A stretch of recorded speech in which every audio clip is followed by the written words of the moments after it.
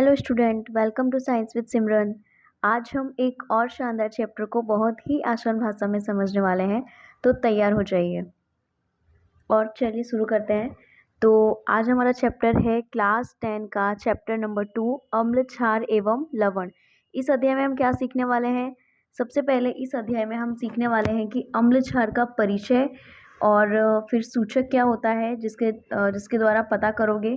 ठीक है। फिर अम्ल एवं क्षार के गुणधर्म के बारे में सीखने वाले हैं और फिर सामान्य लवण या रासायनिक के बारे में हम समझने वाले हैं। तो चलिए शुरू करते हैं अपना फर्स्ट टॉपिक, जो कि है अम्ल एवं क्षार का परिचय। तो सबसे पहले हम अम्ल का परिचय देखेंगे। अम्ल अर्थात होता क्या है? अम्ल होता क्या है?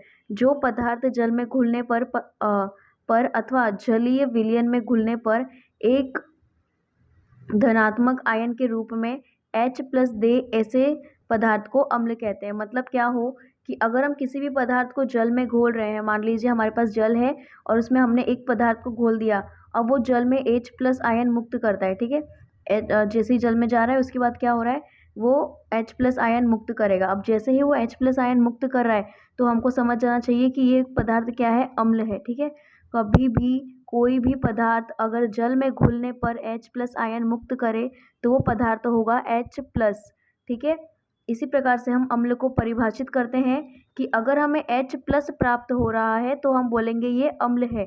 अभी H+ कैसे प्राप्त होगा, मैंने आपको एक्सप्लेन किया है। देखो, मान लीजिए हमने एक ग्लास लिया है, इसमें हमने पानी लिया है। ठीक है। अब मान लीजिए हमने इसमें कोई भी पदार्थ डाल दिया, कोई भी पदार्थ ले लो, जैसे कि HCl ले लेते हैं। ठीक है, हाइड्रोक्लोरिक एसिड। आपको कोई भी पदार्थ, मतलब ऐसा नहीं कुछ भी आपने पदार्थ डाल दिया पानी के अंदर, नहीं, ऐसा नहीं। आपको कुछ केमिकल वगैरह लेना पड़ेगा। अब इस केमिकल को अगर मैं जल में घोलूंगी, HCl को अगर मैं जल में डालूंगी तो क्या होगा, Cl- और H+, ये दोनों जल में टूट जाएंगे। ठीक है। जब भी हम जल में इस केमिकल को मिक्स करेंगे तो क्या होगा, इसका जल वियोजन होगा। जल वियोजन मतलब जल में टूट जाना, मतलब वियोजित हो जाना। वियोजित शब्द का मतलब आप समझते हो? वियोजित मतलब क्या होता है? वियोजित मतलब होता है जल में जाकर टूट जाना या फिर वियोजित हो जाना। तो ये जो जल में जाएगी, ये जो HCl, तो क्या होगा, ये H+ और Cl- में टूट जाएगी। तो क्या होगा, ये H+ मुक्त कर रही है ना, भले Cl कर रही है, साथ में H+ तो दे रही है ना, लेकिन हमारा मेन टारगेट क्या है कि हमको क्या मिलना चाहिए, H+ मिलना चाहिए। तो जो भी पदार्थ अगर H+ देवे तो वो क्या कहलाएगा, अम्ल कहलाएगा। ठीक है। अब इसका स्वाद देखते हैं। जो स्वाद होता है अम्ल का, वो स्वाद में कैसे होते हैं, खट्टे होते हैं, क्षार होते हैं। ठीक है। क्षार नहीं बोला मैंने बोला क्षार, SASOUR, श्योर, मतलब इसको क्षार ही पढ़ा जाता है। बट इससे हम बोलेंगे क्या, खट्टा। कैसा स्वाद होता है इसका, खट्टा होता है। ठीक है। अब ये कैसे होता है, नीले रंग में बदल जाता है। अगर इसको हम लिटमस पेपर पे डालेंगे, मतलब केमिकल में डालेंगे, तो क्या होगा, ये जो लिटमस पेपर होता है, आपने लिटमस पेपर देखा होगा, कुछ इस टाइप का, इतने साइज में कुछ पेपर आता है लिटमस पेपर, जो कि ब्लू या फिर रेड कलर में आपको मिलता है। ठीक है। दोनों ही कलर में मतलब मिल जाएगा आपको, जैसा आप लेना चाहो। तो क्या होगा, अगर आप उस लिटमस पेपर को अगर किसी विलियन में डाल रहे हो, ठीक है, आपने कोई भी विलियन तैयार किया हुआ है ग्लास भर के, अब आप जानना है कि ये अम्लीय विलियन है या फिर क्षारीय विलियन है, तो आपको उस पेपर को, उस विलियन, वो जो पेपर है, वो क्या करोगे, उस विलियन में आप डाल दोगे। अगर वो रेड कलर का हो गया, लाल कलर का, तो समझ जाना ये जो विलियन है वो कैसा है, अम्लीय है। मतलब इसमें अम्ल मतलब एसिडिक विलियन है ये। ठीक है। इसलिए बोला गया है ये नीले लिटमस को कैसा कर देगा, लाल में बदल देगा। मतलब ये क्या कर देगा, लाल में चेंज कर देगा। उसके बाद एग्जाम्पल दिए हुए कौन कौन अम्ल के, कौन कौन से हैं, देखो HCl है, H2SO4 है, फिर HNO3 है, ये सब क्या है, इसके एग्जाम्पल्स हैं। ठीक है। सारे के सारे क्या है, ये अम्ल है। उसके बाद देखो यहाँ पर क्षार के बारे में बताया गया है कि क्षार क्या होता है। अब जो पदार्थ जल में घुलने पर अथवा जलीय विलयन में घुलने पर केवल ऋणात्मक आयन के रूप में OH- दें, ऐसे पदार्थ को क्षार कहा जाता है। ठीक है। मतलब क्या बोल रहे हैं, मान लीजिए आपने यहाँ पे ग्लास लिया था, ग्लास में आपने कोई भी आपके पास सॉल्यूशन था या फिर विलियन था आपके पास। अब इसमें आपने देखा कि यहाँ पर तो हमको OH- मिल रहा है। अब ये OH- आया कैसे, मान लो ग्लास में आपने कोई भी विलियन लिया था। मैं नहीं बोल रही हूँ कि यहाँ पे जल लिया है आपने, ठीक है, पानी वानी की बात नहीं कर रही यहाँ पे।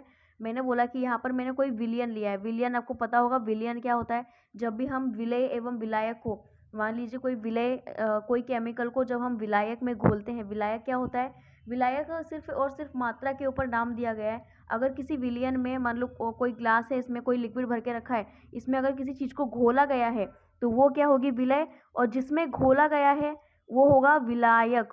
ठीक है, मतलब जो कम मात्रा में होगा, जैसे कि मान लीजिए हम चीनी और पानी का एग्जाम्पल लेके चले, तो चीनी क्या होती कम होती है और पानी क्या होता है बहुत ज़्यादा होता है। तो पानी, ये चीनी है वो क्या हो गई विलय, और ये जो पानी है वो ज़्यादा है, मतलब क्या हो गया ये विलायक।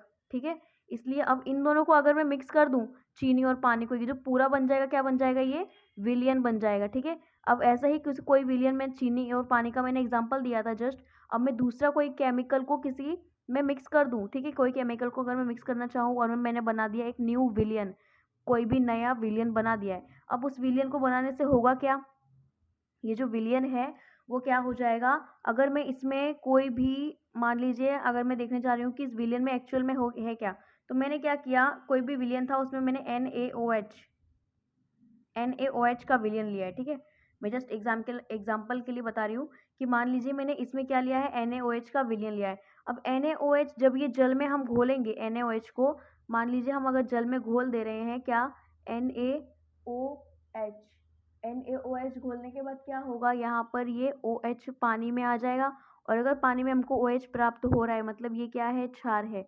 इसलिए यहाँ पर परिभाषा बोली गई है कि जो पदार्थ जल में घुलने पर अथवा जलीय विलयन में घुलने पर केवल ऋणात्मक आयन के रूप में, ऋणात्मक आयन मतलब क्यों बोला गया, ऋणात्मक आयन क्या होता है, ऋणात्मक मतलब होता है निगेटिव या फिर माइनस का साइन। ठीक है, निगेटिव या फिर माइनस का साइन।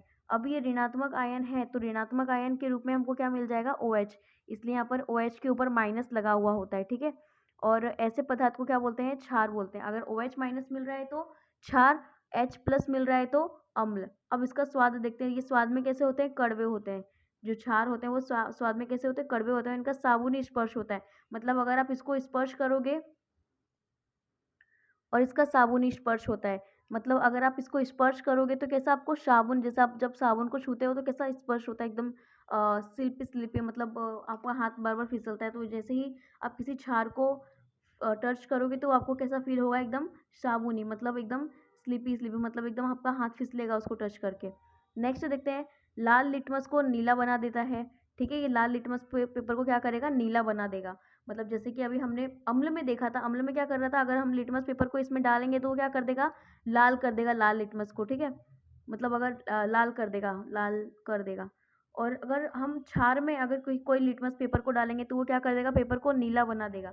हमको कोई भी पेपर नहीं लेना है, हमको लिटमस पेपर लेना है। कौन सा पेपर, लिटमस पेपर, जो कि मार्केट में प्रेजेंट होता है। अब किसी भी जनरल शॉप पे जाओगे तो आपको मिल जाएगा लिटमस पेपर। अब ये लिटमस पेपर रेड में भी आता है, ब्लू में भी आता है।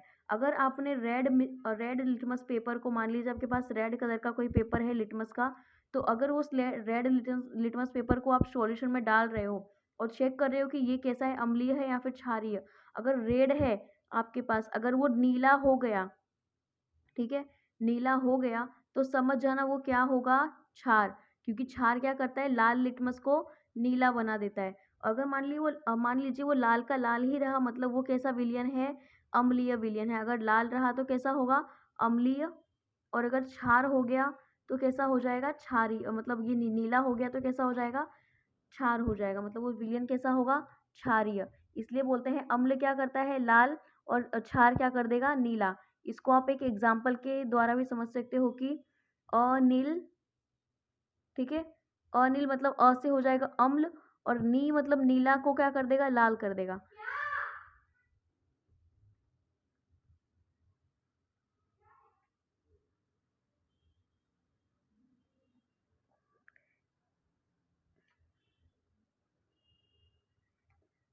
अब इसको आप एक एक ट्रिक के द्वारा भी समझ सकते हो। मैं आपको एक ट्रिक दूं कि अनिल, अनिल नाम की मैं एक ट्रिक देती हूँ। ठीक है, अब ये मैं किसके लिए यूज़ कर रही हूँ, मैंने यूज़ किया अम्ल के लिए, और ये जो नी है, नी किसके लिए मैं यूज़ कर रही हूँ, नीला कलर के लिए। अब ये लाल किसके लिए, लाल कलर के लिए। तो ये जो अम्ल होगा, अम्ल वो क्या करेगा, नीले को लाल में बदल देगा, नीले को किस में बदल देगा, लाल में बदल देगा। ये ल किसके लिए है हमारे पास, ला के लिए, मतलब लाल के लिए।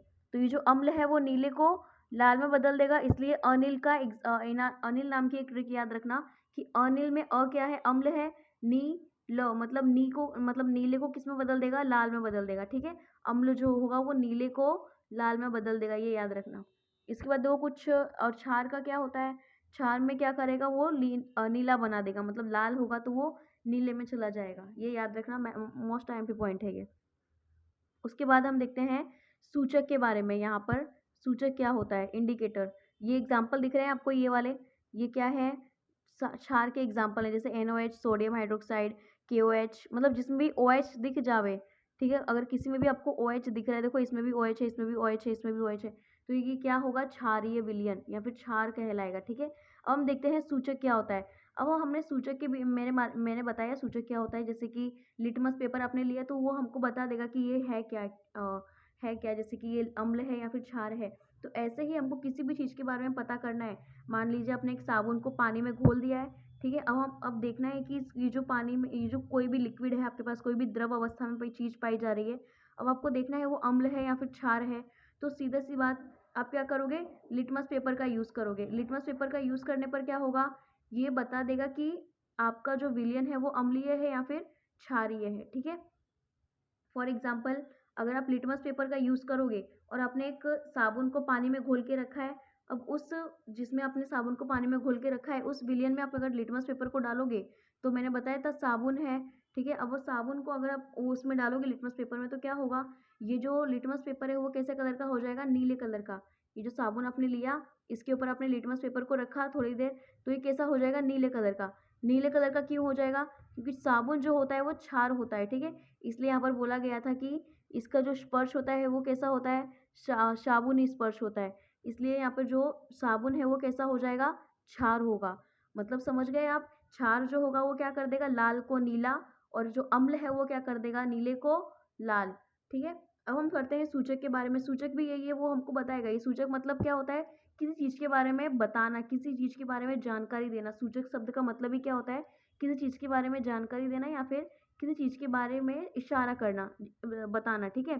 तो ये जो सूचक है इसमें देखो क्या लिखा है, ऐसे पदार्थ जो अम्ल और क्षार की उपस्थिति में अपना रंग बदलकर उनकी पहचान करने में सहायता करता है, उसे सूचक कहते हैं। मतलब जो हमें बताए कि ये अम्ल है या क्षार है, जैसे कि लिटमस है। अब हल्दी, हल्दी को क्या होगा, हल्दी से भी आप पहचान सकते हो, जैसे कि देखो, अगर आप साबुन के ऊपर हल्दी गिराओगे तो वो हल्दी कैसी, लाल कलर की हो जाएगी। लाल कलर की अगर हो गई तो वो देखो यहाँ पे लाल है, तो क्या हो जाए, जो ये जो हल्दी है वो कैसी है, अम्लीय होगी, ठीक है।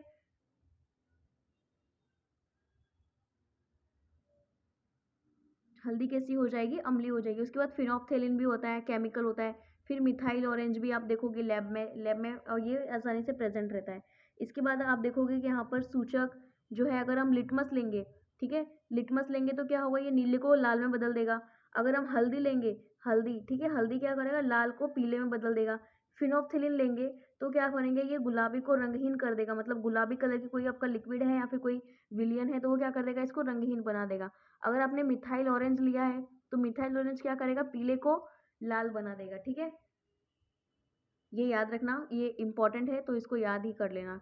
ये बहुत इंपॉर्टेंट है, आपको पूछा जा सकता है ये, ठीक है। अब हम देखते हैं ग्राण सूचक या फिर गंध सूचक। ऐसे पदार्थ जिनकी गंध अम्ल या क्षार की उपस्थिति में बदल जाती है या महसूस नहीं होती, जिससे उनकी पहचान करने में मदद मिलती है।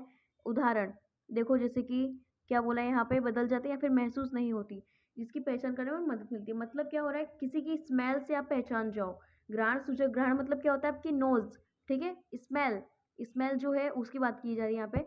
ऐसे पदार्थ जिनकी गंध अम्ल या क्षार की उपस्थिति में बदल जाती है। मान लो कोई चीज़ है आपके पास, अब आप उसको अम्ल में, आप अम्लीय विलयन में घोल दे रहे हो, अब उसकी पूरी स्मेल ही बदल गई, ठीक है। तो ऐसे ऐसे चीज़ को हम क्या बोलेंगे, जैसे कि प्याज है, वेनिला एसेंस है, फिर लौंग, लौंग का जो तेल है।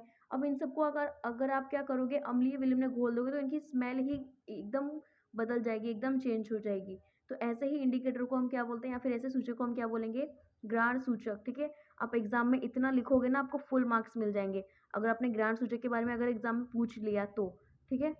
तो स्टूडेंट्स, आज हम इतना ही रखते हैं। हमने सूचक तक जितना भी टॉपिक है वो सारा कंप्लीट कर लिया है। इसके बाद हम सीखेंगे कि अगर हम जल में जो अम्ल है उसको अगर मिक्स कर दें तो क्या होगा, ठीक है। जल में अगर क्षार को मिक्स कर दें तो क्या होगा। ऐसे ही बहुत सारे टॉपिक्स हम नेक्स्ट लेक्चर में सीखेंगे। तो बने रहिएगा चैनल पर। अगर वीडियो पसंद आई है और समझ में आया है तो वीडियो को लाइक करना मत भूलना, अपने दोस्तों को भी शेयर करना और चैनल को सब्सक्राइब करना। और ऐसे ही आसान क्लास को जुड़ने के लिए अपने इस चैनल पे मिलते हैं अगली क्लास में, ठीक है। So stay connected, thank you for watching.